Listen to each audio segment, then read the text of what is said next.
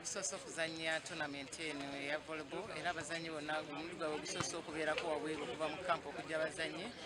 naye kati bagezaako okubeera nga bayongerako okubeera nga bayiga buli kimu ekya volleyball kubanga ebisinga abadde tebabimanyi naye tugenda traininga mpolampola naye kati engeri gye bazze okuzannyamuko naawe ne ttiimu endala zibadde ziruddeko nga zizannya volleyball nabo bagenze beeyongeramuko. Izooba lya lutalo lulungi on duty, it has been a bad day on duty. Twagezaho kuzaana na persistence omugemu okubazaana n'eyakabiri kwokka na game arrangement omwizooba limwe twazaana game zishatu kandi zonna za squaratine so omuzaani nataka kusingulwa game y'okubanza kwa mugarura omu yakabiri n'eyakashatu nawe nasisya obwire nawe naaraha twazaana omupiira gwitu twateera masito kugoba kushatwara bubiri kandi kyatwongyera amaani n'omwete ahabwa university games ezirikwisha turatandika 2016 ndegye kandi liga egi netuyamba munonga kugira ngo abaana nibahuga mu bwoba kandi babona exposure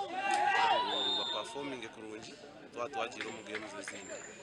sofa muri liga twaruga omu kyakashatu twaza omwanya gwa kabiri ntwesiga ngu yahera gere kukwera nza kuba twagira omu kyokubanza.